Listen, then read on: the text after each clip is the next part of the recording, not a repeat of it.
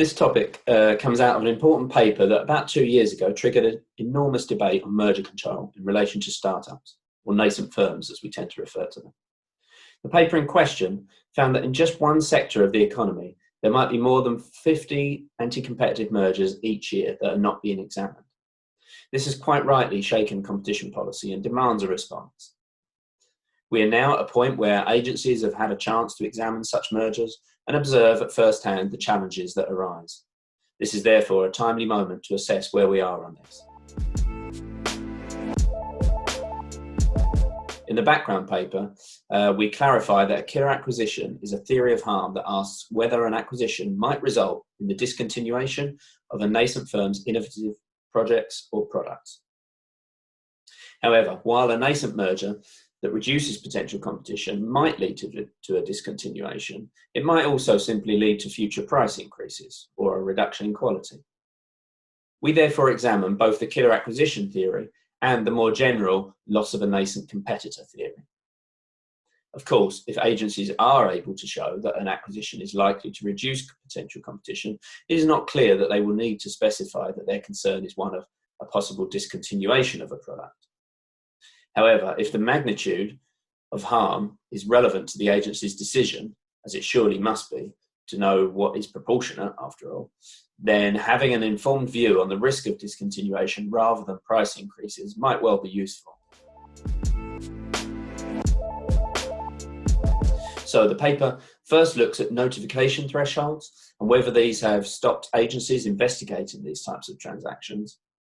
Overall, it would appear that a lack of flexibility is unlikely to be helpful. However, until recently, these acquisitions were not being investigated, even by those jurisdictions that did have the flexibility to do so. Therefore, ensuring that transactions that reduce potential competition are not screened out by some sort of inflexible notification threshold certainly makes sense. However, the bigger issue is to recognise the impact that a loss of potential competition can have, and hence the need for agencies to use their scarce resources to examine not only those mergers that risk damaging historic competitive constraints, but also those that eliminate potential competitive constraints. Indeed, we should recognise that these can be more worrying than some of the higher turnover transactions that we often do focus on.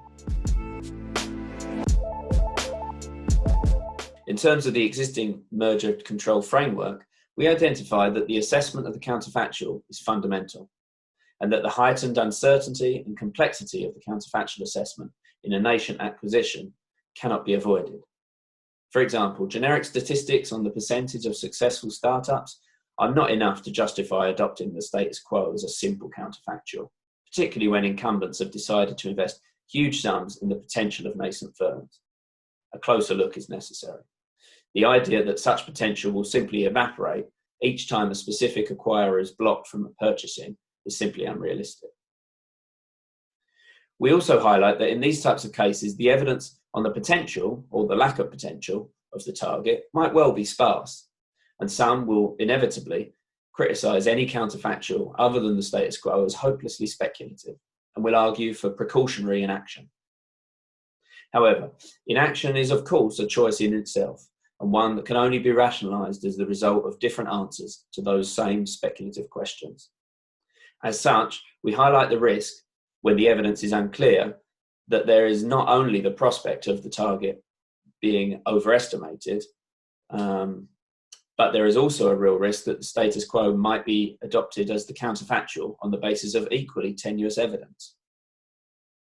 Therefore, all that we think agencies can do is to make sure they investigate the different possible scenarios, including the possibility of the target obtaining investment or being acquired by an alternative purchaser, collect the evidence that is available and weigh it very carefully, and 3, if there is a reasonable prospect of a nascent firm successfully entering or being acquired by an alternative buyer, then to go ahead and assess the harm to competition that would occur in such a scenario. Furthermore, failing to then use that assessment to make decisions that reflect what might be the heavy consequences of a reasonable prospect of harm would constitute a systematic bias against challenging nascent acquisitions that are expected to harm competition and consumers. We therefore suggest that agencies really consider throwing their weight behind the adoption of an expected harm test. We also explore the tools that agencies can use to assess these mergers right now. For instance, we describe the type of valuation analysis that seeks to unpick the different constituents of the bid price. We also discuss the assessment of internal documents. Neither of these are perhaps ideal, and the lack of historic interactions to observe certainly does deepen the information asymmetries between the acquirer and the agency in presence of the uncertainty that there is. However, given the scarcity of evidence, we cannot afford to overlook the insight that is provided by these tools. We also emphasise the need to look at any claim deficiencies and to consider those carefully. These need to be tied to the specific transaction in question.